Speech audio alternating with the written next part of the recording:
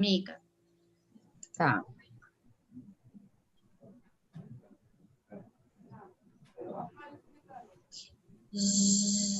Já está ao vivo.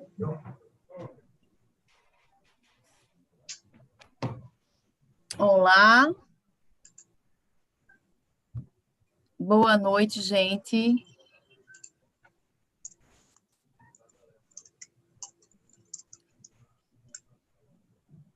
Quer dar um tempinho, Carol, para a gente começar? Não, já tem gente já na sala. Quero só que as pessoas com certeza estão escutando. Quero que todo mundo aproveite bastante a aula da professora Mari. E que no final vocês podem mandar, né? Podem mandando perguntinhas que no final a gente vai abrir para ela respondendo todas as coisas. E também quero pedir para todos, né, que quando tirarem referenciar a aula, marcar o perfil da Mari, né? E dos ciclos em si, tá bom? Boa aula. Beijo. Bom, gente, boa noite. Prazer enorme estar aqui, tá? Tudo que a Carol está envolvida, tudo que ela faz, e os ciclos é uma instituição maravilhosa. Então, para mim é um grande presente estar aqui dividindo, falando sobre um tema que eu amo, tá? Que é a minha prática do dia a dia, né? Justamente nesse mês, que é o mês de março, que é o mês mundial de conscientização da endometriose, que a gente vai falar um pouquinho. A endometriose é uma das causas, né, que causam infertilidade. Então, assim, nada melhor do que a gente falar desse tema tão importante que são os aspectos nutricionais da fertilidade nesse mês, né, que é um mês que realmente a gente levanta essa bandeira da endometriose e, assim, a gente precisa entender o quanto a nutrição, né, pode potencializar tudo isso. Eu sou Maria Helena de Andrade Cardoso Fragoso. Eu digo que, assim, a coisa mais importante de todo o meu currículo é ser mãe, né? Eu acho que Deus foi me preparando, então eu fui mãe aos 18 anos. Vou contar um pouquinho da minha história, porque tem muito a ver com fertilidade também, né? Eu fui nutricionista pela Universidade Federal de Alagoas, me formei aqui, depois eu fiz mestrado em nutrição aqui, e fiz especialização em nutrição clínica e terapêutica nutricional, e depois nutrição materno-infantil na prática clínica e ortomolecular. E hoje eu sou docente de uma instituição de ensino aqui em Maceió, e estou na minha terceira especialização, hoje eu faço também especialização em fitoterapia. E aí vim aqui, gente, para dividir um pouquinho com vocês, né, da minha experiência, né, e assim, esse mês de fevereiro, né, eu digo que foi um mês muito fértil, tá? Então, eu fiquei muito feliz, e já é a segunda palestra que eu dou, uma foi em fevereiro, finalizando o mês de fevereiro, e outra agora em março, sobre esse tema, e assim, eu sempre começo, né, agradecendo muito a Deus, sabe? Porque eu tive 5 positivos em fevereiro, né? Então, é uma grande alegria para a gente dividir, né, essa alegria com essas famílias que buscam esse sonho da maternidade e da paternidade. Então, das 5 pacientes, gente, uma fez FIV, né? Foi uma consulta online nos Estados Unidos e ela fez FIV lá. As outras 4, uma estava tentando de forma natural e 3 iam para FIV, tá? Uma já estava com os óvulozinhos congelados e aí as 3 engravidaram de forma natural, né? Então isso é uma bênção para a gente, né? Claro que eu sempre digo que Deus manda na hora que Ele quer, né? Então tudo acontece pela vontade de Deus, no tempo de Deus, né? Não falei aqui, mas eu sou muito católica, assim como a Carol, acho que foi uma das coisas que nos uniu também, esse amor que a gente tem. Então, Deus manda na hora que Ele quer, né? Mas a gente tem um potencialzinho aí de dar esse empurrãozinho na nutrição, tá? Então, é isso que eu vou dividir com vocês hoje, com muito carinho, e depois a gente abre para as perguntas. Bom, então, eu sempre começo, gente, contando um pouquinho da minha história, porque eu acho que eu fui me preparando para trabalhar com as tentantes, tá? O primeiro casal de tentante da minha vida foram os meus pais. Os meus pais passaram 8 anos para engravidar, e a minha mãe me contava muitas histórias de tudo que ela passava, de quanto foi difícil para ela, tá? Então, assim, eu ouvi aquilo e eles me ensinaram muito, me ensinaram a ter fé e passar essa fé para todos que me rodeiam, né? Me ensinaram a ouvir, acolher essas famílias do meu cantinho, que antes era só presencial e hoje eu tenho a oportunidade de ter esse cantinho de forma online, tá? Então, a minha mãe, até hoje, a gente não sabe que causa era uma causa inexplicada, mas naquela época, né, não tenho nenhum problema de falar a minha idade, né, eu tenho 43 anos, então naquela época, aos 43 anos, a gente não tinha noção, né, dos problemas que poderiam estar envolvidos com a infertilidade. Então, assim, ninguém sabe o que aconteceu, mas ela disse que era uma maior luta que em Alagoas a gente nem tinha esses recursos, então ela viajava para Recife justamente para buscar isso tudo, tá? Então, assim, era bem difícil, e ela me falava tudo que ela sentia, tudo que as tentantes sentiam, sabe? Então, isso era muito forte para mim. Eu lembro que a minha mãe falava que uma pessoa da família do meu pai chegou para ela e disse assim, com meu pai, Mário, bananeira que não dá fruta, a gente joga fora. Imagina, gente, o que é isso para uma mulher, né?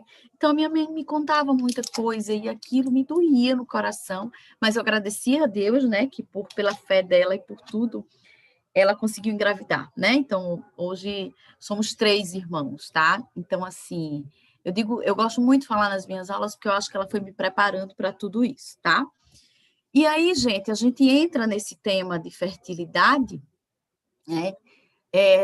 Trazendo esse diagnóstico. O que a gente chama hoje de infertilidade? Naquela época, inclusive quando eu casei com 17 anos, eu queria muito casar, e eu casei com 17 anos, e naquela época eu já tinha muito medo, por a minha mãe ter engravidado tão tarde, ter passado 8 anos tentando, eu já botei na cabeça que eu ia ter o mesmo problema, tá? Então, primeiro mês que eu casei, que a menstruação veio, eu já comecei a chorar, achando que eu poderia ter infertilidade, tá? Então, segundo mês já estava grávida, né? Então, hoje eu tenho uma filha de 24, uma de 23 e uma de 16. Então, muitos casais trazem, né, esse medo hoje, tá? Da infertilidade. E quando é que a gente pode chamar de infertilidade, né? Primeiramente, vamos entender o que é essa fertilidade. É a capacidade natural de um indivíduo de produzir uma gravidez através de uma relação sexual. Ela vem do latim fertilitate, tá? Ou fecundidade, que é esse termo empregado para categorizar a capacidade de produzir algo, né? Nesse caso, de gerar filho, a vida. Então, a cada ciclo menstrual, a gente teria aí uma chance de 15 a 20% da mulher ter, né? Da mulher engravidar. E o que chama infertilidade? Então, muitas vezes, assim como eu, que um mês, né, por ter toda uma história, já estava preocupada, tem muitas mulheres, às vezes, que me procuram e dizem assim, eu estou 2 meses, já estou desesperada, porque eu acho que eu tenho algum problema, né? A gente só conceitua e só considera a infertilidade depois de 1 ano, quando um casal, após 1 ano de relações sexuais frequentes e sem usar nenhum método contraceptivo, não consegue engravidar.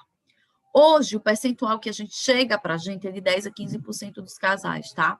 Mas isso, gente, pode estar subestimado, porque, infelizmente, a população de baixa renda, às vezes, eles não procuram esse atendimento, né? Ou muitas pessoas, gente, têm vergonha, né? Ainda é uma coisa muito difícil para algumas pessoas. Às vezes, um culpa o outro. Então, assim, esse percentual, ele pode ser muito maior. Então, muitos casos, eles podem estar subdiagnosticados, tá? Mas o que a gente tem de dados hoje é de 10 a 15% dos casais hoje, né, tem fertilidade. Gente, isso é muita gente. Isso são muitos casais, tá? Que a gente não tem ideia, às vezes, de quantos casais ao nosso redor a gente se depara com isso.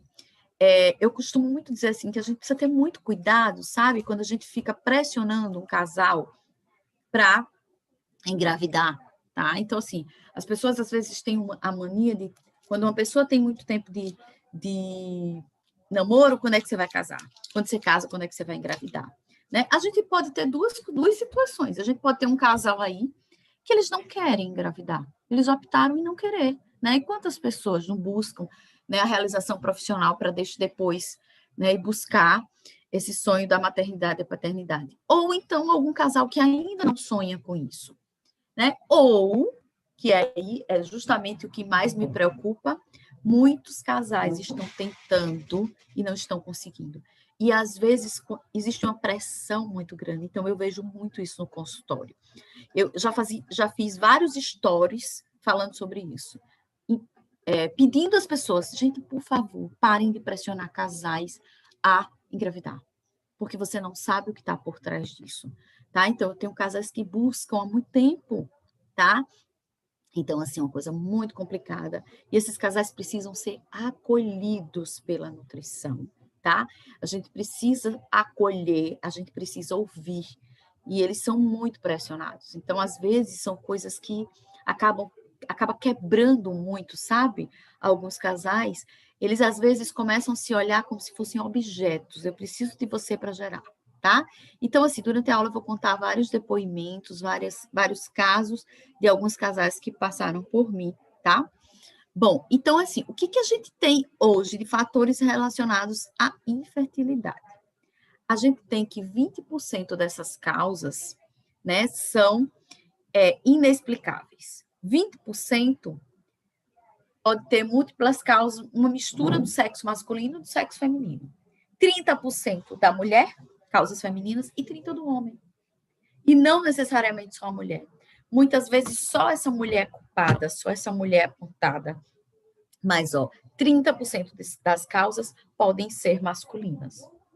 E aí, a gente teria fatores masculinos, azospermias, oligospermia e varicocele. Como fatores femininos, a gente tem aí endometriose, né?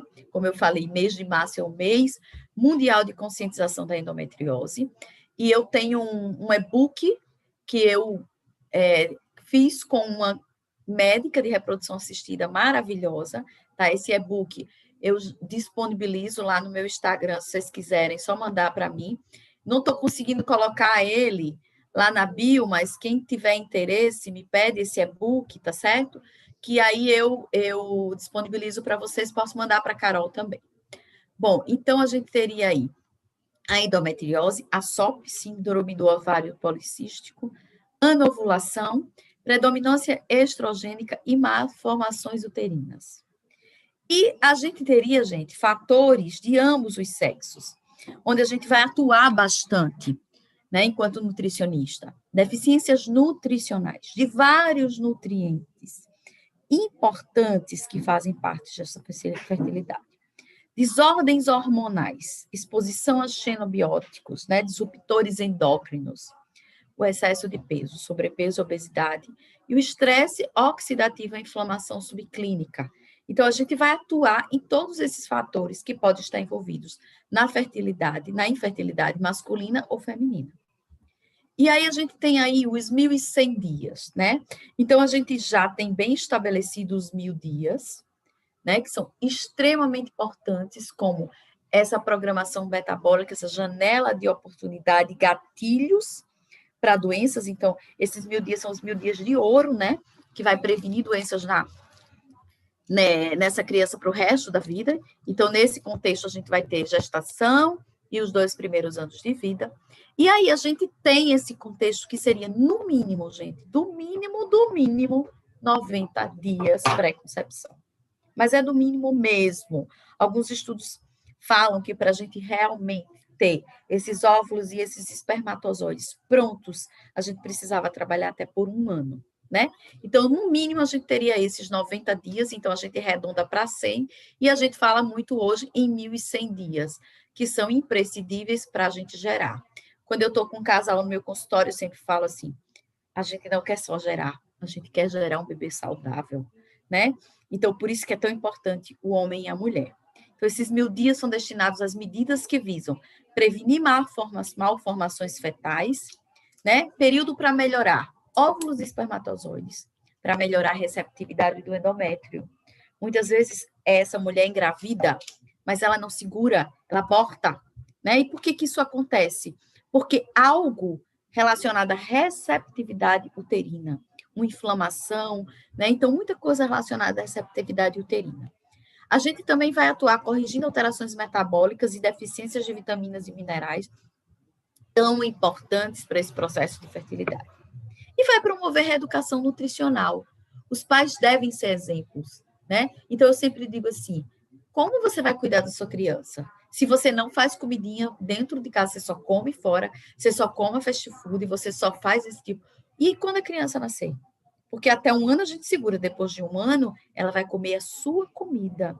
E aí você precisa ser exemplo, tá? Então, é um período quando a gente promove reeducação nutricional, né? Além de tudo, porque esses pais precisam ser exemplos.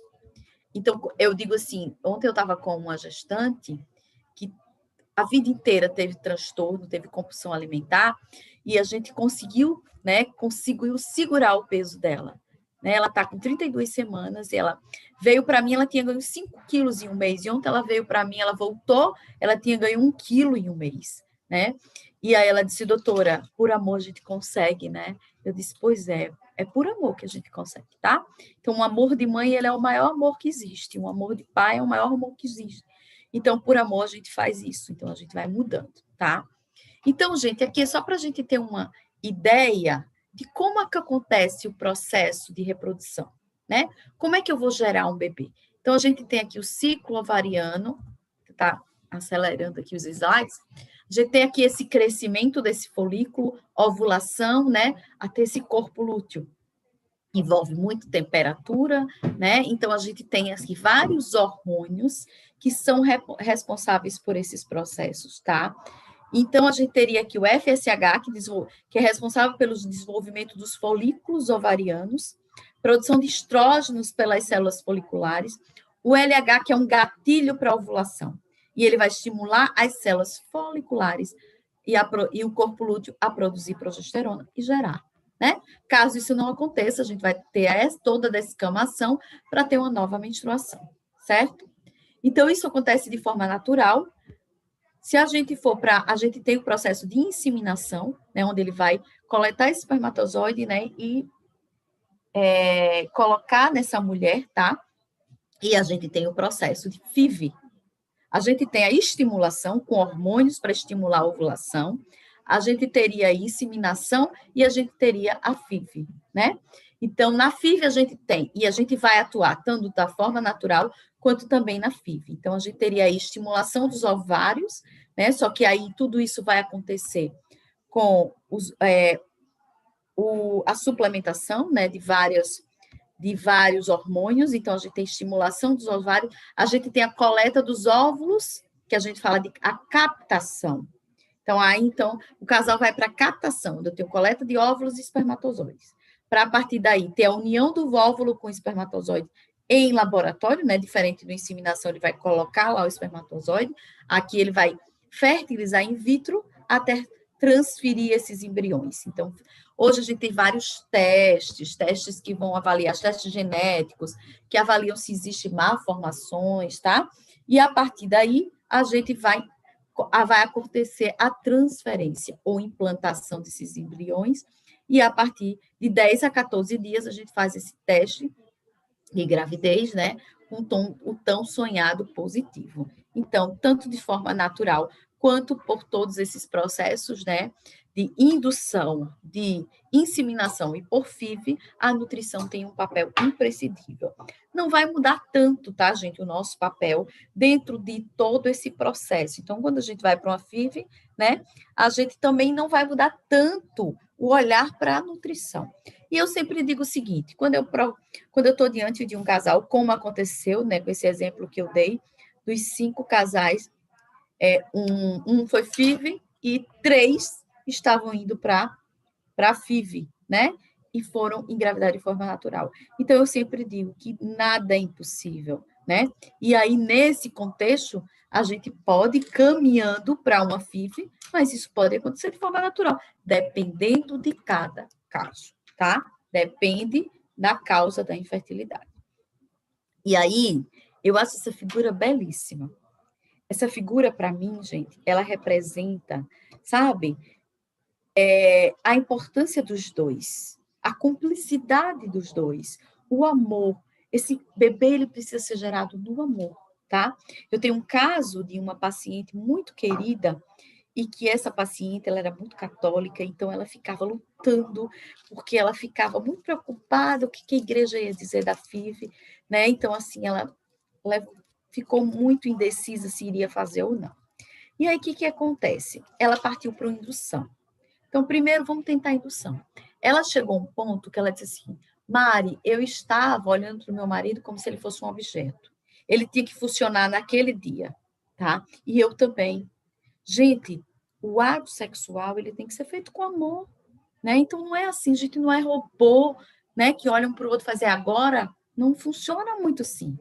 Então, ela estava meio que assim, e ela chegou a um ponto e falou assim, meu Deus, isso não é de Deus. Eu estou brigando direto com meu marido, eu tenho uma vida muito boa, e a única coisa que faltava na nossa vida era filhos, e aí eu tô fazendo disso uma briga constante, né? Então, o que está acontecendo? E aí foi muito lindo, porque ela disse que viajou para Aparecida, e lá ela pediu uma luz, né? E ela disse que sentiu que naquele momento ela ia gerar, de qualquer forma. Então, no meio do caminho, lá no aeroporto, voltando para Maceió, ela ligou para a médica e disse, prepara tudo, doutora, prepara todos os meus exames que eu vou para a FIV. E aí, na primeira tentativa, ela conseguiu um casal, né? São dois meninos, um menino e uma menina, a coisa mais linda do mundo, né? Então, assim, eu lembro muito dele, sabe? Porque a gente precisa, eu sempre digo, gente, vocês precisam se unir. Eu atendo muito casais, e graças a Deus, no começo, quando eu comecei a atender fertilidade, eu só atendia as mulheres. Hoje, eu atendo muito casais. Isso é muito importante, sabe? Eles chegam, às vezes, meio envergonhados e tal, mas, assim, é lindo de ver a cumplicidade de muitos casais, sabe? Eles têm que estar juntos. Então, isso é extremamente importante, sabe? Por quê? 50% é dele, 50% é do homem, 50% da mulher. E como eu falei, eu acho linda essa foto, porque, assim, essa foto, ela mostra assim, ó, a gente precisa namorar, né? Mas depois do namoro, ó, eu tenho que comer um prato de salada. Depois do namoro, eu preciso, né, me nutrir antes e depois, tá? Então, eu acho linda essa figura porque ela mostra isso aí. Então, eu preciso preparar esse casal para a futura gestação. E por onde a gente vai começar, né? Bom, então a gente sabe que a gente tem a programação metabólica, que, como eu falei, no mínimo, do mínimo, do mínimo 90 dias, tá, gente? Mas seria muito mais do que isso. Eu digo que a gente precisa preparar esse casal antes mesmo deles casarem, tá? Então, a gente precisa muito isso, de ter esse olhar. Então, aqui a gente tem, né, o genoma, o epigenoma, e tem fatores que não são nutricionais, né, como o fumo, o álcool, infecções, estresse, enfim. Mas a gente tem alguns fatores nutricionais que vão ter um impacto, né, produzindo saúde ou doença. E aí, dentro desse contexto, eu tenho desde o útero, infância, toda a infância, né? Adolescência e idade adulta. Então, eu tenho essa influência, né? Eu tenho, sim, minha carga genética lá, né? Mas a gente sabe hoje que, graças a Deus, essa programação metabólica, ela está ali nos 1000 dias, ela é muito importante, né? Mas, assim, eu trago tudo isso, mas eu também tenho fatores que vão, ó, em todo esse período, repercutindo em saúde e doença. Então, ao longo da vida, os caminhos que vão levar a qualquer predisposição genética, eles podem ser modificados por fatores nutricionais e não nutricionais através dessa programação metabólica. Então, a gente precisa ter esse olhar. O que vem acontecendo muito também, né, gente? A mulher, ela está deixando o sonho da maternidade para mais longe. Então, assim, primeiro ela está se buscando a realização pessoal, então, às vezes, e vai deixando muito para depois. Uma vez eu me deparei com uma paciente, que ela chorou muito no meu consultório, porque ela disse que carregava uma culpa muito grande, porque ela tinha 38 anos, e agora, quando ela foi fazer, né, procurar, e ela liberou há 1 ano, desde que começou a pandemia, ela disse que começou a liberar, porque aí, né, percebeu que assim, o tempo está passando, eu preciso liberar. E aí ela disse que. E aí o que aconteceu? Baixa reserva ovariana, né? Ela estava quase entrando numa menopausa precoce, e que a médica disse: ó, preciso estimular, fazer estimulação, certo? Para a gente ver como vai ser mais assim, o exame dela, o que a gente chama de o exame antimuleriano, que ele avalia a reserva ovariana, baixíssimo. Então, ela corre o risco, inclusive, de ter que pedir banco de óvulos, né? Porque ela não teria óvulos suficiente até para um filho. E ela chorava no meu consultório. Ela dizia, ai, doutora, como eu estou arrependida de ter deixado esse sonho para depois, tá? Então, assim, recentemente, inclusive, Ai, como é o nome dela, gente? Deixa eu lembrar aqui, tá?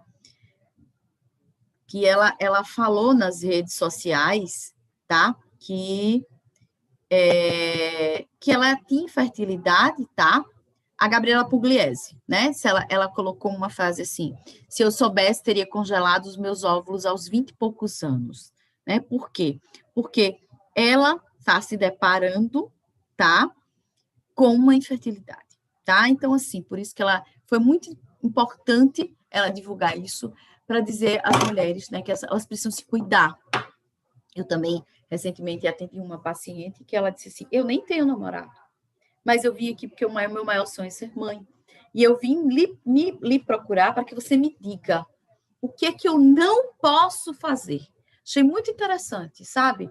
Para eu preservar a minha fertilidade. Eu não tenho nem paquera, doutora, ela disse. Né? Ela tinha 24 anos, mas eu quero preservar a minha fertilidade. Tá? Então, assim, muito importante, gente. A gente, às vezes, precisa ter esse olhar, tá? Muitos, às vezes, só pensam a curto prazo, tá? Então, gente, esse artigo é muito interessante. Quando eu estava preparando minha aula de obesidade infantil, eu achei super interessante, porque ele já traz, tá? Com uma forma de minimizar a obesidade, 10 práticas, e ele já traz dietas adequadas e controle de peso de pai e mãe na pré-concepção e na gravidez. Redução de peso da mulher na pré-concepção, composição corporal, né? Então, ele já traz como 10 propostas para reduzir a obesidade, tá? Então, ele já começa a ter esse olhar da responsabilidade e da importância, tá? Dessa dieta adequada e do controle de peso de pai e mãe na pré-concepção e na gestação. E aí, gente, esse artigo aqui, ele traz os efeitos epigenéticos transgeracionais. Então, a minha alimentação, a minha nutrição, o meu estilo de vida, tá? Ele pode repercutir na minha neta. Imagina o que é isso. Então, aqui esse estudo mostra que fumo e alimentação, ele vai, né, expondo 3 gerações. Então, exposições dietéticas em gerações anteriores pode afetar o estado das gerações subsequentes.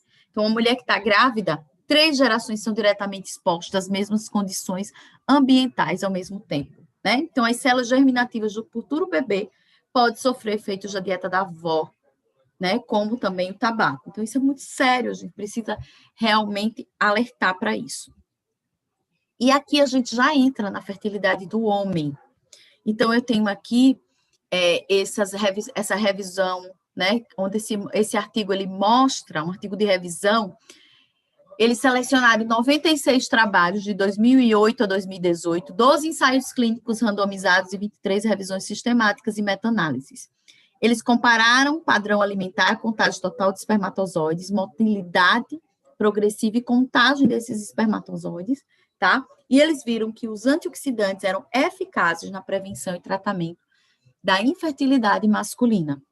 Viram melhora na taxa de gravidez após a terapia com antioxidante, numa taxa de 11 a 41%. Ainda, né, a gente precisa ter mais estudos para realmente ter um consenso de dose, mas eles viram essa melhora. E viram também que a normalização do peso corporal dos homens foi benéfica para a qualidade dos espermatozoides e a concentração dos hormônios reprodutores masculinos, né? Esse outro artigo, ele mostra as alterações epigenéticas, as alterações do eixo androgênico masculino, e influenciando nos neohormônios, né, e aumentando os níveis de insulina. E ele mostra que a obesidade está relacionada à infertilidade, a esse espermatozoide, né, o epigenoma desses espermatozoides. E aí ele mostra que essa obesidade está associada, inclusive, à disfunção erétil, causa de estresse, inflamação, apneia do sono, reduzindo a fertilidade. Isso não quer dizer que todo homem que tem fertilidade, ele vai ter disfunção erétil, tá? Mas é uma coisa, uma consequência também da obesidade. E aí a gente tem esses fatores epigenéticos, tá? Que vão ter muita relação. E a nutrição vai agir aí, gente. A nutrição, a gente tem nutrientes extremamente importantes para a metilação do DNA, para as modificações de estômago, alterações de RNA, que podem, né, repercutir em alterações de infertilidade. Eu tenho várias questões hormonais, o tecido adiposo é um tecido inflamatório, um tecido que vai aumentar estradiol. Eu tenho muita leptina, mas eu tenho resistência à leptina, né? E eu vou ter aí inibição de testosterona, diminuição de testosterona, aumento de insulina, tá? Eu vou ter disfunção erétil, estresse, inflamação. Tudo isso vai causar infertilidade nesses homens. O bisfenol, né? Toda vez que eu falo em bisfenol, eu lembro muito da Andrea Fricks, porque ela traz muito isso, tá? Então, esse bisfenol, tá muito relacionado à infertilidade. Um impacto negativo, tanto na fertilidade masculina como feminina. O bisfenol tem ação androgênica, antiandrogênica. É capaz de alterar o eixo hipotálamo, hipófise gonadal e alterar as vias epigenéticas, né? E vai aí impactar negativamente nesse sistema reprodutor, tá? A gente teria alguns estudos mostrando que os homens com maior níveis de bisfenol no sêmen, na urina e no plasma, que teriam alterações em hormônios sexuais e uma piora na qualidade desse espermograma, podendo diminuir o número e as concentrações dos espermatozoides, diminuindo motilidade. Você tem em concentrações, mas tem diminuição de motilidade e vitalidade. Você tem alta fragmentação desse DNA espermático, tá? Que vai repercutir em infertilidade. Então, eu recebo muitos homens com alta fragmentação. E a gente melhora esse perfil de antioxidantes, melhora dieta com suplemento. E aí a gente melhora o espermograma desse homem, tá? É impressionante.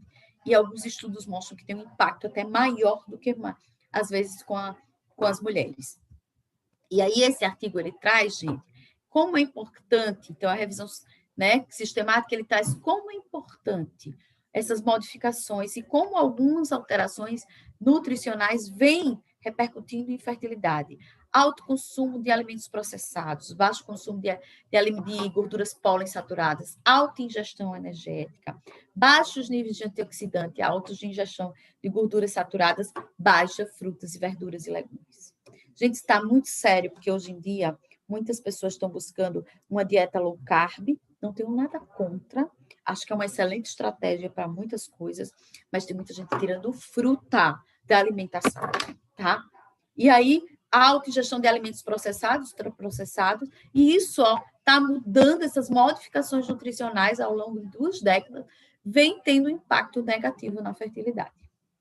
E aí, esse artigo traz que a adesão masculina a uma dieta saudável pode melhorar a qualidade do sêmen, né? Então, alimentos que seriam protetores e alimentos que seriam promotores dessa infertilidade. Então, a gente tem aqui, baixo consumo de vegetais e frutas, baixa ingestão de cereais integrais, baixa ingestão de polissaturados, tá? Baixa ingestão dos alimentos ricos em antioxidantes, alta ingestão de gorduras trans, tá? Associada à alta ingestão de café e álcool, de alto consumo de açúcares e doces, de gorduras saturadas, de proteínas, né, de alimentos processados, embutidos, enlatados, certo? Então, tudo isso ele traz como trazendo anormalidades, certo? Nesse perfil, nesse espermograma desse homem, trazendo infertilidade. Então, e aí esse artigo, ele traz os nutrientes e ele relaciona com a melhora da qualidade desse esperma, desse espermograma. Então, ele traz a junção dos alimentos, cereais integrais, frutas, legumes e verduras, baixa ingestão de gordura saturada, tá? Os cereais integrais, as oleaginosas, então, os alimentos associados a suplementos, tais como selênio, zinco, ômega 3, coenzima Q10, carnitina, né? Então, ele ressalta a importância da dieta do Mediterrâneo, tudo isso melhorando essa fertilidade masculina. Esse artigo ele traz, inclusive, algumas sugestões, né, de antioxidantes com doses. E aí ele traz os níveis de evidências aqui, mostrando melhora nesses parâmetros, né, de fertilidade masculina.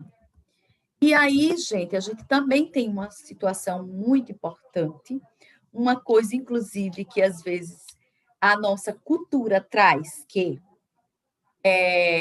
ácido fólico ele só é importante para a questão da formação do tubo neural, que acontece nas primeiras semanas. Então, toda mulher tem que tomar ácido fólico por conta de formação do tubo neural. Esquece metilação do DNA, né? Metilação do DNA é extremamente importante para homem e mulher. E tem um nutriente, e esse nutriente, o ácido fólico, ele é extremamente importante. Então, esse estudo aqui, ele teve o objetivo de examinar a associação de infertilidade masculina e polimorfismo da metiltetriodo folato redutase. O que eles viram? Eles destacam o papel do folato, né, super importante na espermatogênese, na síntese, no reparo e na metilação do DNA, consequentemente, em uma fertilidade masculina. Foram 300 homens recrutados nesse estudo em diferentes clínicas de infertilidade. 150 casos de homens inférteis que incluíam oligospermia grave e azospermia. O que os resultados mostraram? Né? Que uma associação entre o genótipo, o polimorfismo da metiltetriodo folato redutase e fertilidade. A metiltetriodo folato redutase é uma enzima chave e que vai pegar o ácido fólico e transformar em metilfolato, que o metilfolato é o nutriente que realmente vai ser importante, vai fazer parte da espermogênese, síntese e reparação de metilação do DNA. Se ele não tiver essa enzima, ela não consegue converter ácido fólico em metilfolato, tá? Então, aqui a gente tem justamente o ciclo do ácido, a metilação do DNA, né? E as estonas, onde a gente teria aqui, inclusive, a importância da coenzima Q10, da vitamina B6, ó, ácido fólico aqui, B6, B12, B9 e zinco. Eles são extremamente importantes aqui, ó, para metilar DNA. E essa metilação do DNA, ela vai ser muito importante, tá? E aqui, esse ácido fólico, ele precisa se transformar em metilfolato, para ele poder entrar aqui nessa metilação do DNA, tá? Então, esse outro artigo aqui, tá? Esse é maravilhoso, porque ele mostra a importância da alimentação. Não adianta eu enfiar a cápsula nos casais e não, né, tratar com alimento. Então, eles pegaram um grupo controle, sem intervenção, 44 homens, e eles acompanharam por 12 semanas. O grupo de cápsulas com vitamina C, vitamina E, glutationa. O grupo de suco de tomate. Esse suco tinha 200 ml, contendo 30 miligramas de licopeno, e a gente sabe que o licopeno ele é muito melhor, né, tem uma absorção muito maior, uma biodisponibilidade quando ele é aquecido, tá? Então, tipo os molhos e sucos de tomate. A gente teria aí esse suco, vitamina C e vitamina E. Quais foram os resultados? O consumo do suco de tomate aumentou a quantidade de licopeno no sêmen e parece melhorar a motilidade dos espermatozoides em 6 semanas. O grupo das cápsulas, né, essa melhora não foi identificada, tá? Então, mostrando a importância desse suco de tomate, do alimento, né? Não só de cápsulas, tá? E aqui, gente, a gente tem alguns fitoterápicos, tá? Que tem um efeito positivo na fertilidade masculina. Então, trouxe alguns aqui para a gente ter o Mucuna prurinis, que melhora a contagem e motilidade dos espermatozoides, melhora os níveis de testosterona, LH-dopamina, adrenalina, melhorando o potencial de membrana mitocondrial, diminuindo FSH e prolactina. A Ashwagandha, que aumenta a concentração do volume seminal, melhora do acrossoma, o qual contém essas enzimas que são tão importantes para uma fertilidade, diminuindo a apoptose espermática, inclusive, e assim diminuindo a questão da alta percentual de fragmentação do DNA. E os ginseng coreano, que aumentariam os níveis de testosterona livre total, LH e FSH, agindo no eixo hipófise e testículo, tá? Então, a gente viu um pouco, tá, gente? Isso aí é só um pouquinho, né? A gente tem pouco tempo para estar falando aqui. Se fosse falar, a gente levaria uns 3 dias aí para falar dos aspectos relacionados à fertilidade masculina e feminina. Como a gente falou do homem, agora a gente vai entrar na fertilidade da mulher. Então, como eu falei, ela tem, né, a questão da endometriose, síndrome dos ovários policísticos, anovulação, predominância estrogênica e malformações uterinas. E aí a gente teria como atuar aí, melhorando deficiência, tudo isso, como deficiências nutricionais, desordens hormonais, exposição a intestino biótico, sobrepeso, obesidade, estresse oxidativo e inflamações. E aí, para mim, essa figura é perfeita, né? E ela traz, assim, importância, sabe, da alimentação que Deus nos deixou, né? Então, assim, cada dia mais, gente, a gente está entendendo, sabe, que a gente precisa voltar, né? A comer mais saudável, comer mais natural. Então, essa figura é linda, né? Que ela prepara o terreno. E eu me lembro que uma vez eu fui fazer uma live com uma médica, que essa médica muito querida, que é a doutora Eugênia, que é uma sumidade em fertilidade, tá? E eu comecei a conversar com meu marido, que era agrônomo, e eu falei assim: amor, me fala uma coisa. Quando você vai plantar, o que é que você faz? Primeiro eu limpo, né, o terreno.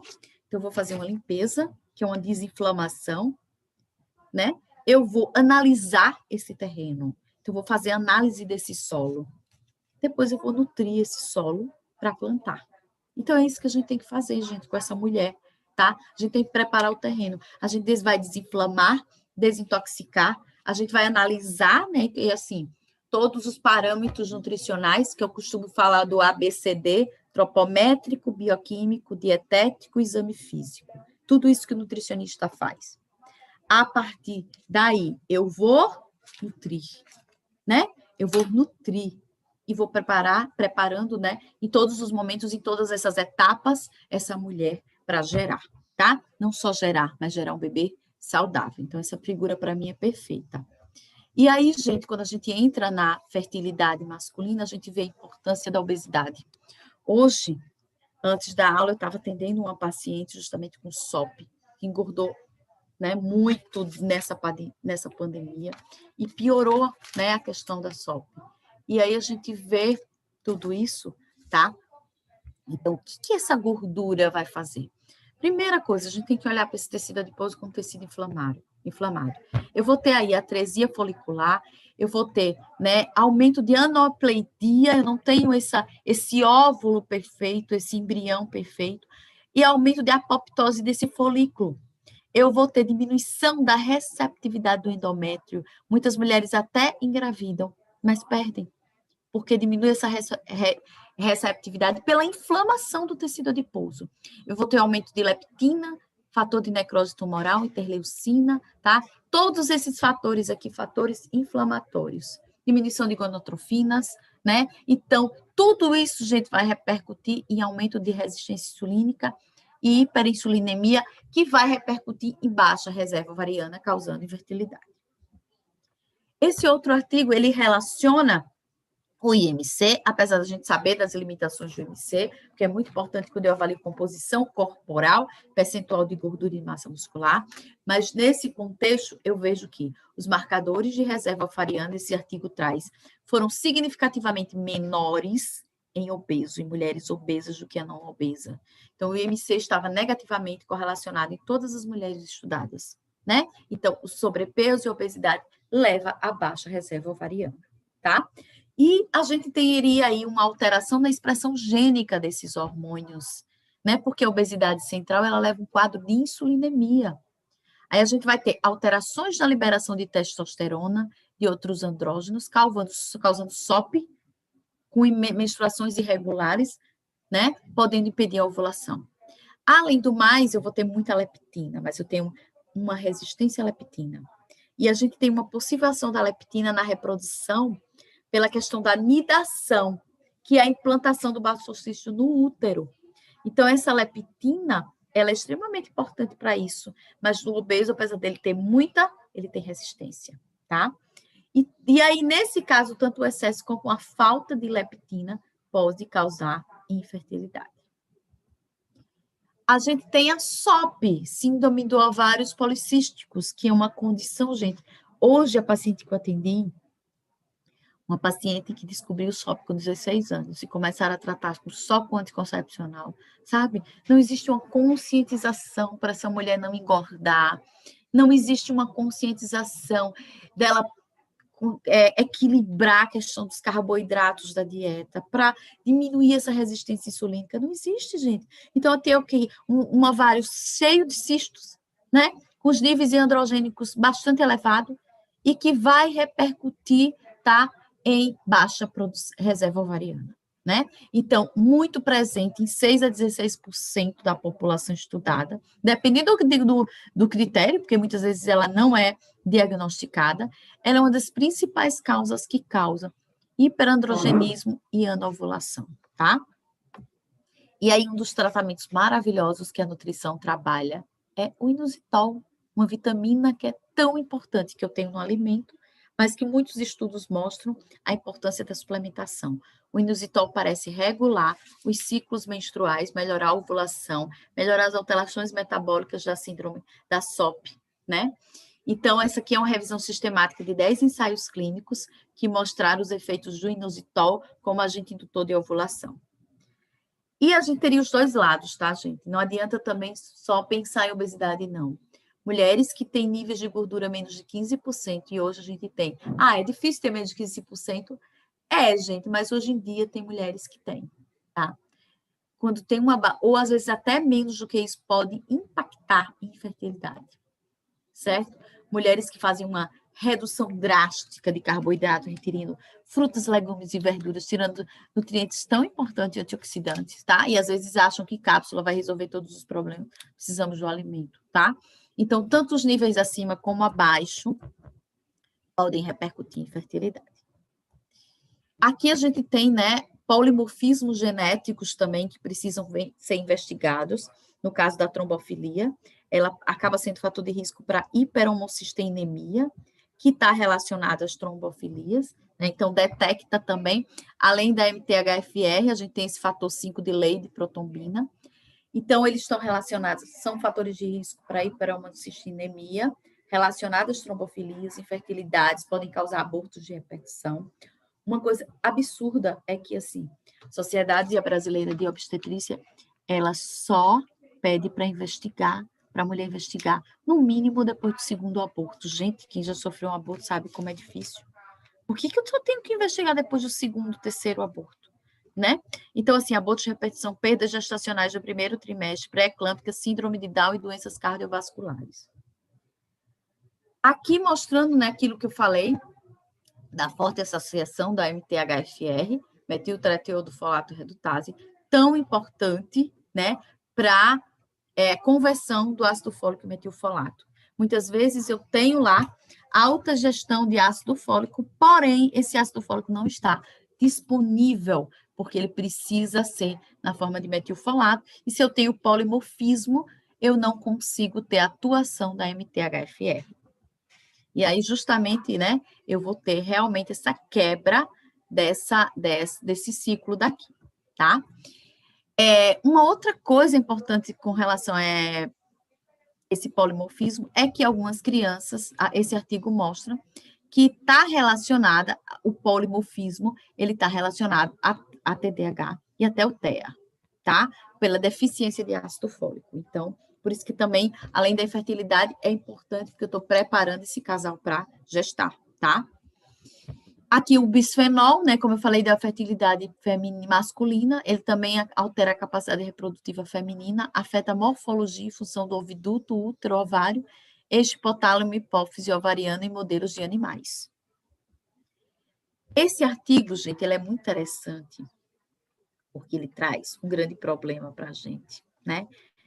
Que é os pesticidas, os agrotóxicos. O nosso Brasil lidera aí e é um grande problema. Esse artigo, ele mostra que o maior consumo de vegetais com alto teor de pesticida foi associado às menores probabilidades de gravidez, né? Então, sugerindo que a exposição aos pesticidas está associada às consequências reprodutivas adversas, né? Então, infelizmente, é um grande problema para a gente, tá? Esse outro, eles investigaram 5.500 mulheres. E eles viram que a menor ingestão de fruta e o maior consumo de fast food estava relacionado a maior tempo para engravidar.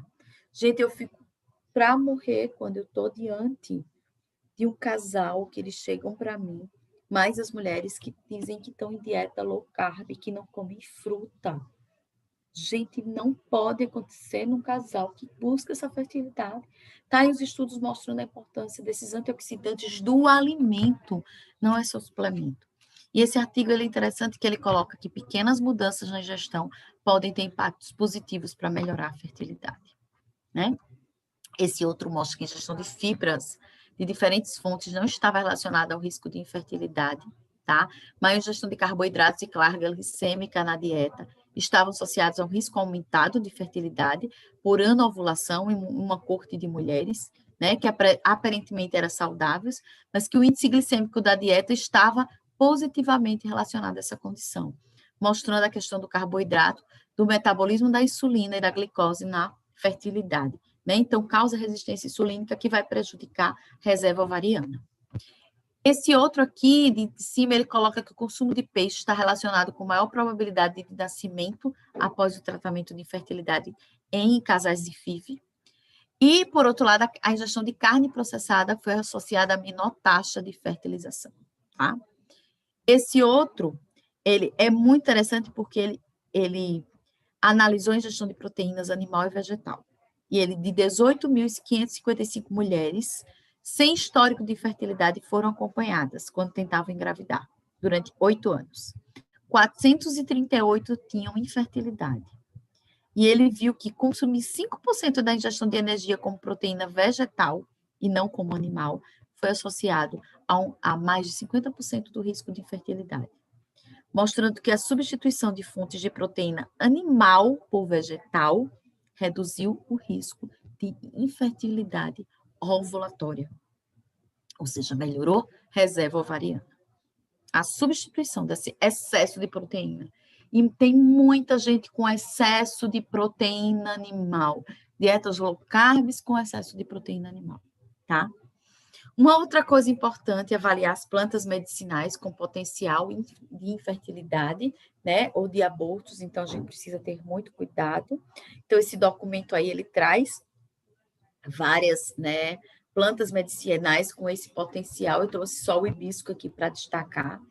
O hibisco, eles possuem fitoquímicos que diminuem o crescimento das células tromboblásticas, diminuindo assim as chances de gestação. Tem um estudo em um animal, né, que é citado no livro da Marque Serpe Teixeira, que é o livro da Michelle, minha amigona, assim, e que mostra o efeito antizigótico e blastocístico desse chá de hibisco. Então, no livro, elas citam esse artigo. E aí a gente entra, em alguns problemas que são bem impactantes e que causam infertilidade. Dentre eles, como eu falei no início da aula, a endometriose. Eu tenho endometriose, a presença de endométrio, né? Desse tecido endometrial fora do útero, da cavidade uterina, órgãos como trompas, ovário, intestino, bexiga, né? Então, assim, uma doença de caráter genético, com componente genético, mas uma doença de caráter inflamatório e que tem uma relação muito imunológica, tá? Então, e aí vai causar dores. As mulheres sentem dores ao menstruar, dores embaixo do ventre, mulheres que ficam de cama sem conseguir trabalhar quando estão menstruadas, dores na relação sexual. E muitas mulheres, gente, passam a vida sentindo dor e vão para o ginecologista, eles dizem que é normal, não existe nada de normal, tá? Então, a gente aqui tem um útero normal e aqui um útero afetado, né, por esse tecido endometrial, tá? Então, isso vai diminuir a capacidade ovulatória, vai ter um impacto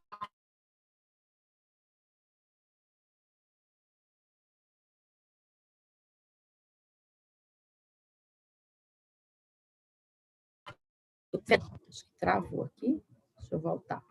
E aí, gente, esse artigo é bem interessante, que ele traz o papel dos desreguladores endócrinos na endometriose.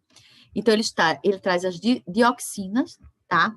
Então, as dioxinas que teriam que poderiam estar em alguns alimentos como leite, derivados e peixes, alterando o metabolismo dos hormônios esteroides, tá? Pesticidas, que vai diminuir a síntese de hormônios esteroides e o efeito na eixo hipotálamo hipofisário gonadal, né? Então, essas substâncias, elas vão impactar, piorando essa inflamação da endometriose. Os alquifenóis, presente em detergentes, frutos do mar e produtos industrializados. O bisfenol, que a gente já falou, né, que está lá em plástico. Fitalatos, que está em alimentos cosméticos, brinquedos, material médico hospitalares em algumas roupas. Retardantes de chama de bromato, está em leite e derivados, ó, equipamentos. Os parabenos, que está em cosméticos, produtos de higiene. Metais pesados, né, que está em alguns alimentos, inclusive. Fitoestrógenos, produtores de luz e UVB. Então, todos esses alimentos funcionam como disruptores endócrinos e têm um papel dentro da endometriose. E aí, o que a gente vai fazer? Eu sempre costumo dizer que a gente vai desinflamar, desintoxicar e nutrir, tá?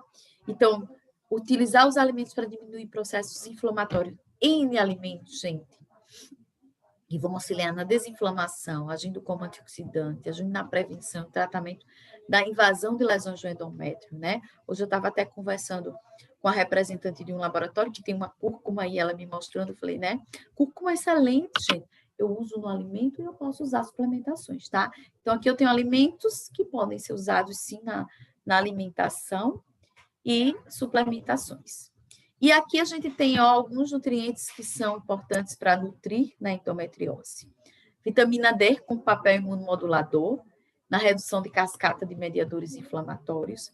Metilcobalamina com B6 e B9, participando da metilação do DNA, um importante papel na fertilidade. A B6 e a B9 também.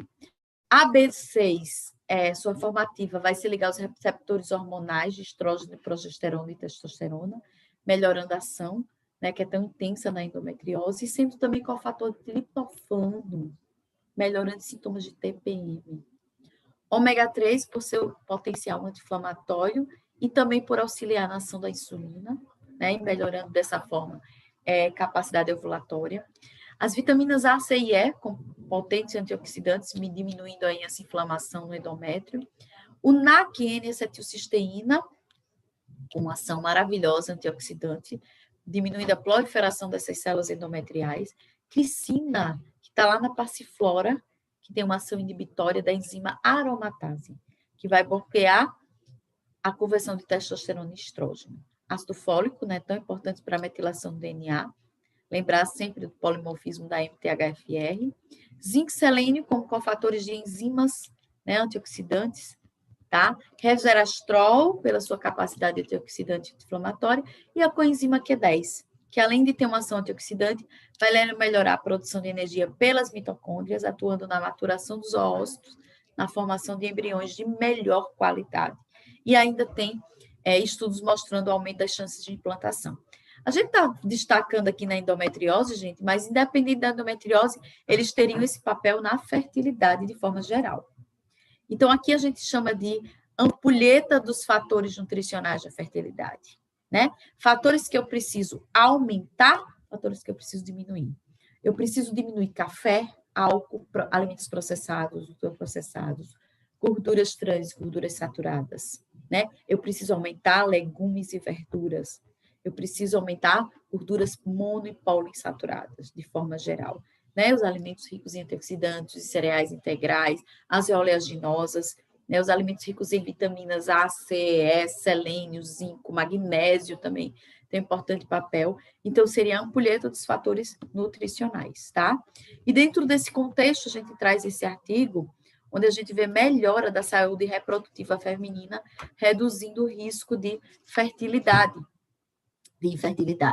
Então, ele mostra a melhora do estresse oxidativo como cofator da maturação defeituosa de ócitos, ingestão adequada de proteínas e antioxidantes dos grupos O, doadores de metila. Quem que é doador de metila? Quem está lá na metilação? B6, B9 e B12, tá? Eles podem diminuir a disponibilidade dos oxidantes tóxicos, resultando em proteção desses ócitos, ó. A gente vê a importância dessas vitaminas e minerais, né? E essa pirâmide, né, onde a gente, ó, as carnes vermelhas estão lá em cima, açúcares e doces, né? Então, melhorando, ó. Então, aqui eu diria até que uma das coisas que piora muito a fertilidade, para muitas situações, a inflamação seria o glúten, né? Então, eu traria essa pirâmide aqui dessa forma, mas com os alimentos sem glúten, tá? Então, ele mostra que modificações da dieta por 6 semanas só, gente, 6 semanas, já tem um efeito favorável no desenvolvimento de ossos e espermatozoides e na plantação do DNA, do embrião. E aí os estudos mostram que diferentes dietas na pré-concepção poderiam melhorar, né, os resultados da FIV, como a dieta do Mediterrâneo, que foi associada a uma probabilidade 2,7 vezes mais elevada de atingir gravidez e nascidos vivos, né? Esse artigo, o objetivo era determinar se ingestões de refeições não preparadas em casa. Então, eles ligaram e fizeram a pergunta, você já tentou engravidar? E eles foram fazendo frequência de consumo. E eles viram que a frequência de consumo de refeições não preparadas em casas foi associada positivamente à infertilidade. Mostrando que a gente vem trabalhando no nosso guia, né? Há muito tempo atrás, o guia da população brasileira. Faça alimentação em casa, busque uma alimentação mais saudável, cozinhe mais, nesse prazer de cozinhar. Lá no meu Instagram, que é Nutri Maria Helena, eu tenho muitas receitinhas. Eu fiz uma proposta para mim mesma, de toda sexta-feira postar uma receita. Eu já estou com a receitinha de amanhã. Faço receitinhas saudáveis, na maioria das vezes são sem glúten, sem leite, porque eu também trabalho muito com autista, com alérgicos, então eu já quero englobar todo mundo. E aí, eu sempre faço, sabe? Porque é a minha forma de melhorar a adesão, das pessoas mudarem, porque é muito fácil dizer, corta isso, corta aquilo. Não, não é cortar, gente, é substituir, tá? Uma coisa muito importante são os bioflavonoides, né? Que está presente em todos esses alimentos. Eles vão ter nomes diferentes, tá? Ácido elágico, o flavonoide flavantresol, eles estão envolvidos na formação de veias sanguíneas mais saudáveis, importante na receptividade do útero, né? Eles vão tonificar e aumentar a resistência das paredes dos vasos capilares, melhorando a receptividade uterina, né, e protegendo contra aborto. Esse artigo, ele traz, né, um acompanhamento de 60 casais submetidos a ciclos de ingestão intracitoplasmática de espermatozoide, né, no caso, por a inseminação. O que eles viram? Que as mulheres que receberam orientação nutricional apresentaram as maiores chances de sucesso na gravidez, tá? E aí ele mostra o impacto dessa orientação nutricional, né, em ciclos de reproduções assistida. Um alimento muito importante, tá, gente, é o inhame, porque ele tem uma substância que se chama diogesmina, no inhame e na casca. Ela melhora a reserva ovariana em camundongos que estão envelhecendo, ou seja, camundongos, eles fizeram esse primeiro estudo mostrando, né, que esses camundongos tinham diminuição no número de folículos, e a diogesmina poderia contrabalancear, ela melhorar a reserva ovariana nesses animais. O ômega 3, né, por sua ação anti-inflamatória, antihistamínica, melhorando a ação da insulina, né, redução de triglicerídeos. Muitos pacientes chegam para a gente, né, com alterações nos níveis lipídicos, e aí o ômega 3 tem um papel muito importante. Coenzima Q10, dentre outros papéis que ela tem, ela melhora a resposta ovariana, além de ser um potente antioxidante, melhora a reserva ovariana, estimulação e parâmetros embriológicos, mulheres com baixa reserva ovariana. Precisam-se mais estudos, porque a gente tem vários artigos com doses bem diferenciadas, tá? O papel está muito claro. O que a gente precisa de mais estudos para estabelecer doses. Então, gente, a gente tem a influência desses fatores masculinos e femininos, melhorando reserva ovariana, função, né, dessa reserva ovariana, melhorando a fertilidade. E a gente tem, por outro lado, a importância desses fatores melhorando esse esperma, motilidade, contagem, diminuição de fragmentação do DNA, para assim melhorar a fertilidade do casal. E aqui a gente tem alguns nutrientes para a mulher, né, também. A gente tem carnitina, coenzima, tá?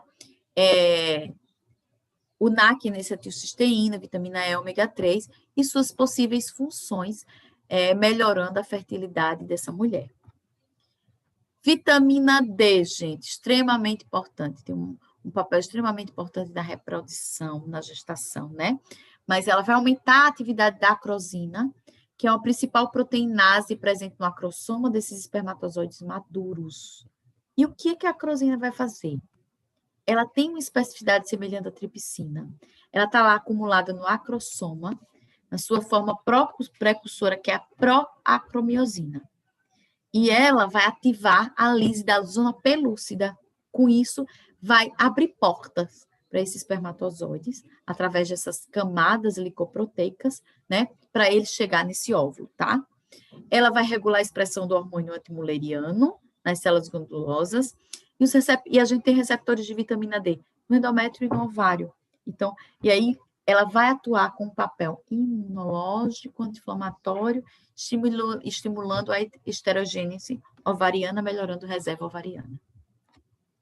Aqui a gente tem vários nutrientes, e né, ele mostra o impacto desses nutrientes, diminuição do estresse oxidativo, né? Então, eu tenho folato, B6 e B12, vitamina D, vitamina E, selênio, glutationa, né? O status desse antioxidante, vitamina D, cisteína, tudo isso melhorando a fertilidade dessa mulher.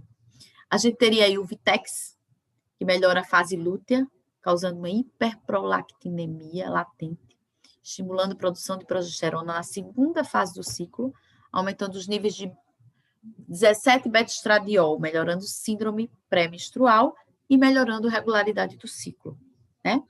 Cifuga, melhorando a relação FSH-LH, indutora de ovulação, melhorando a espessura endometrial. Ela tem um efeito que a gente chama de progesterona-like, né? Que ele estimula a produção de progesterona na segunda fase do ciclo.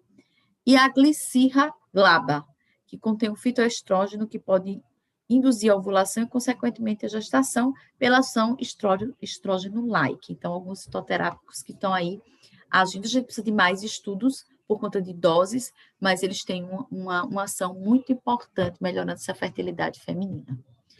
Né? E, para finalizar, sempre lembrar que a gente precisa da avaliação nutricional. Todos os parâmetros antropométricos, avaliação de composição corporal, intestino, como está seu cocô, escala de Bistrot, extremamente importante.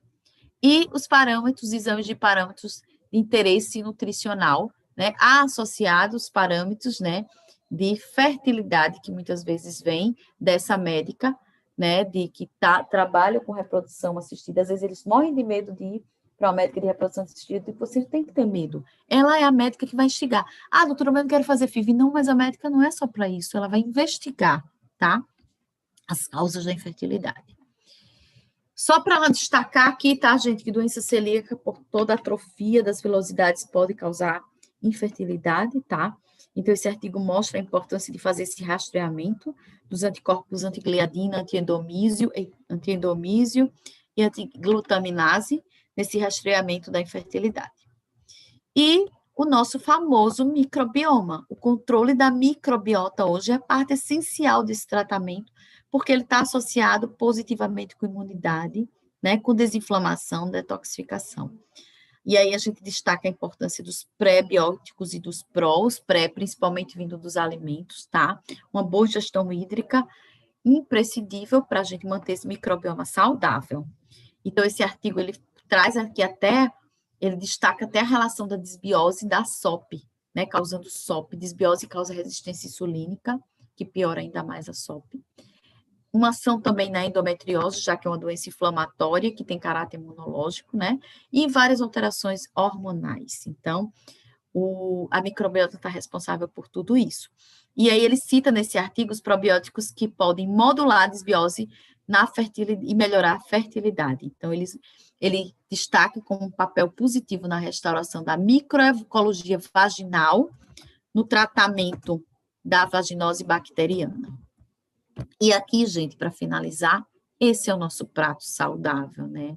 Muita fruta, legume, verdura, tudo em equilíbrio, boa ingestão hídrica, tá? Então, tudo isso, gente, vai, associado à atividade física, vai buscar, né, esse tão sonhado, né, essa tão sonhada maternidade e paternidade. E para finalizar, né, como eu já, na verdade, deixei para cá, mas eu já falei desde o começo, né? Eu tenho uma gratidão muito grande a Deus de conseguir, né, trabalhar com essa área e acompanhar casais tão lindos, né? No meu Instagram, gente, como eu já citei o Nutri Maria Helena, tem uma live, inclusive, e em breve eu vou fazer a live parte 2, a live de um casal maravilhoso, que eles me procuraram, eles me procuraram para a terceira FIV. Era um caso de causa desconhecida, e aí estava dentro daqueles 30% que poderia ser o homem, poderia ser a mulher, investigavam tudo desse homem, tudo dessa mulher, e ninguém descobria a causa da fertilidade. E aí eles foram para a primeira FIV, eles disseram, Mari, nunca ninguém falou da nutrição para mim. E quando ela estava uns 20 dias da terceira FIV, ela me procurou e ela falou assim, eu soube que você trabalha com isso, eu nunca imaginei que isso fosse importante. Ela não tinha uma alimentação ruim, ela tinha um bom estilo de vida, fazia atividade física, porém a gente precisava potencializar. E ele, no momento, tinha uma alimentação assim, muito rica em proteína animal, ele tinha engordado muito, então tinha uma série de coisas que a gente precisava trabalhar. Comecei com ela. A gente fez a suplementação dela 15 dias para implantação, ela já tinha feito a captação. Eu disse, bem complicado, porque não tem muito o que fazer, né? Tão perto, o que eu vou fazer? Mas fizemos. Pela primeira vez engravidou, perdeu. O bebê não evoluiu. Mas a alegria dessa mulher, gente, e olhar para mim e dizer, Mari, graças a Deus eu engravidei pela primeira vez, então eu posso engravidar. E aí ela disse, vou respirar agora, juntar dinheiro, né? Porque a fertilização é uma coisa que emana muito dinheiro. E ela disse, vou respirar para ir para a minha terceira FIV. E aí a gente fez a suplementação e dessa vez eu disse, vamos trabalhar com os dois. Fizemos a alimentação e a suplementação dos dois. Eles, nessa época, inclusive, viajaram para os Estados Unidos, algumas coisas a gente trouxe até de lá, que ficava com custo naquela época mais barato. E começamos a suplementar os dois, fazer alimentação saudável para os dois. 3 meses depois, estou eu lá no meu quarto. Me lembro como hoje, e ela me liga. O nome dela é Juliana, um casal lindo. Vocês assistam a live, que é belíssima. E aí ela liga para mim e faz, Mari, querida, ela só me chama de Mari, querida. Mari, querida, tem uma coisa muito importante para te dizer. Eu estou grávida. Gente, eu sentei na cama e comecei a chorar, né? Uma alegria invadiu meu coração assim, sabe? Eu tinha pedido muito a Deus por aquela mulher. E aí, ela engravida. Acompanhei toda a gestação da Juliana e nasce o Luca, coisa mais linda do mundo. A Juliana começa a amamentar o Lucas, e vocês sabem que, em muitos casos, quando a mulher amamenta, ela não menstrua. Quando a Juliana estava com 9 meses, começou a perceber uma massa no abdômen e que estava preocupada, foi para a ginecologista pediu para fazer um ultrassom, e ela vai para a ultrassom morrendo de medo, porque achava até na cabeça dela que era um tumor. E aí, quando chega na ultrassom, que a médica coloca, o aparelho olhou para ela e disse, você está grávida, de 16 semanas, e uma menina. E aí veio Maria Liz, né? O segundo grande milagre da Juliana e do Felipe, que é um casal muito querido, e que está hoje, eu acredito que com uns 15 a 20 dias, em aleitamento materno exclusivo, e é a coisa mais linda do mundo, tá, gente? Então, isso é gratificante para a gente. E ela vê, né, o quanto é importante a nutrição. E, para finalizar, eu queria deixar vocês com essa frase que foi do meu pai. Meu pai escreveu essa frase antes de falecer. Então, uma frase que eu tenho muito amor, né? E esses são a razão da minha vida. Os meus 3 filhos, eu coloquei esses espermatozoides aqui, né?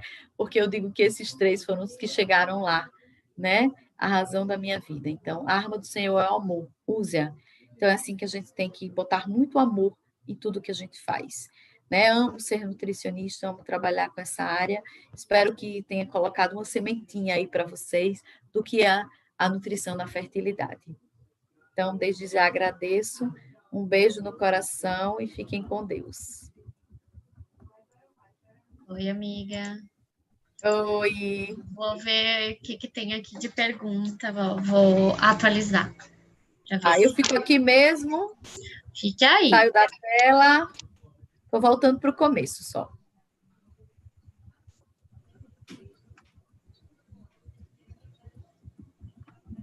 Vamos ver.